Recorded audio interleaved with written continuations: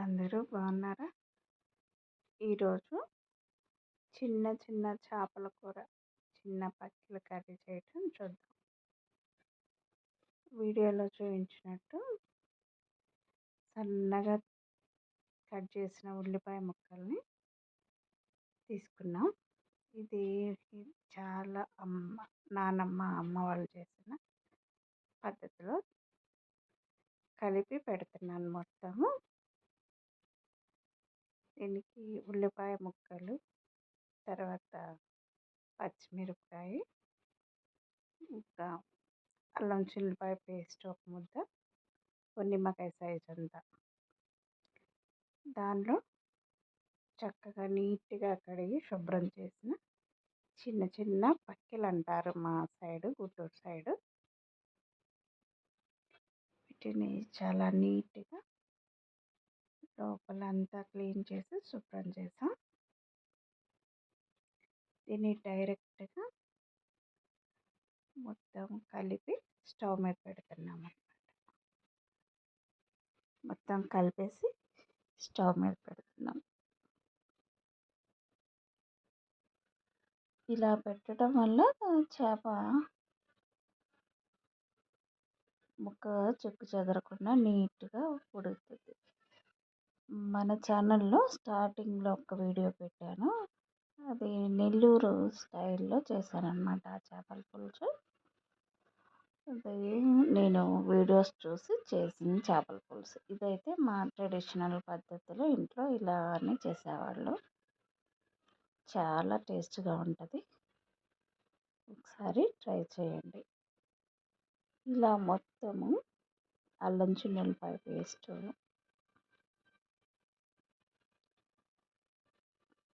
Next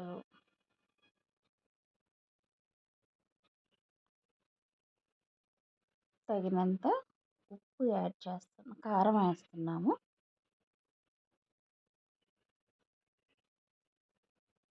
ఇది చేపలు చాలా మంచిది హెల్త్కి. ఈ చిన్న చిన్న చేపలు మార్కెట్లో దొరుకుతాయి. ఇప్పుడు మనం కారం యాడ్ చేస్తున్నాము.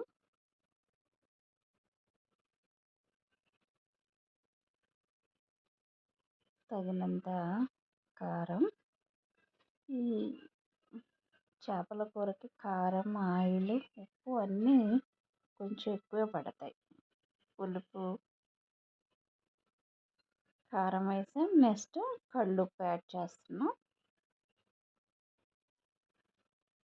తర్వాత లాస్ట్ ఆయిల్ యాడ్ చేస్తున్నాను. ఆయిల్ కూడా కొంచెం ఎక్కువే పడుతుంది.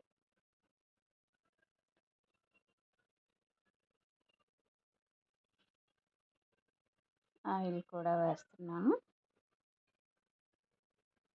ఈ చేపల కూర వెన్నకైతే, వెన్నకంటే ఇంకో కొంచెం 60-70 అప్పటి కాలంలో అయితే మట్టి సెట్లో చేసేవాళ్ళట. మీకు ఎవరికైనా ఐడియా ఉంటే కామెంట్ చేయండి. మట్టి సెట్లో వేసి దీన్ని నీట్గా ఇగరబెట్టేవాళ్ళంట. ఇగరబెడితే బాగా టేస్ట్ ఉంటుంది అని.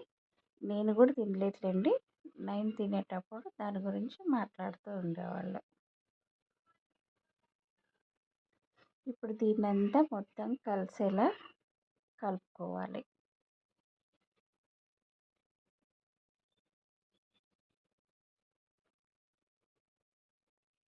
చాలా నీట్గా కలిసేలా కలుపుకోవాలి. ఈ గుంటూరు సైడు, రాజమండ్రి, కాకినాడ ఇటు సైడు కొన్ని అందరు ఇలానే చేస్తున్నారు. నేను ఒకటి స్టార్టింగ్లో పెట్టింది నెల్లూరు స్టైల్ అన్నమాట. ఇప్పుడు దాన్ని మొత్తం కలిసేలా తిప్పాలి. తిప్పేసి స్టవ్ వెలిగించి స్టవ్ మీద పెట్టేసేయాలి. ఇక ఇది బాగా ఒక 10 నిమిషాలు, ఒక 5 నిమిషాలన్నా మంచి గట్టి సెగ తగలనివ్వాలి. హైలో పెట్టాలి. ఇది కొంచెం దగ్గరకు వస్తున్నప్పుడు మీడియంలో పెట్టి లాస్ట్లో సిమ్లో పెట్టాలి. మొత్తం ఒక 15-20 మినిట్స్లో చేపల కూర ఫినిష్ అవుతుంది. చాలా నీట్గా ఉడుకుతుంది. ఇది 10 నిమిషాల తర్వాత 10 నిమిషాల తర్వాత కొంచెం మెంతికూర యాడ్ చేశాను నేను. మామూలుగా అయితే చిటికెడు మెంతి పొడి వేస్తున్నారు, అది పులుపును బ్యాలెన్స్ చేస్తుందని నేను ఇంట్లో మెంతికూర అంటే కొద్దిగా వేసాను. తర్వాత కొత్తిమీర, కరివేపాకు అన్నీ వేయొచ్చు. ఇప్పుడు ఈ కొత్తిమీర, కరివేపాకు స్టార్టింగ్లోనే వేసాను, మెంతికూర ఉడుకుతున్నప్పుడు వేసాను. ఆల్మోస్ట్ అయిపోయింది ఫైనల్గా. Thank you so much.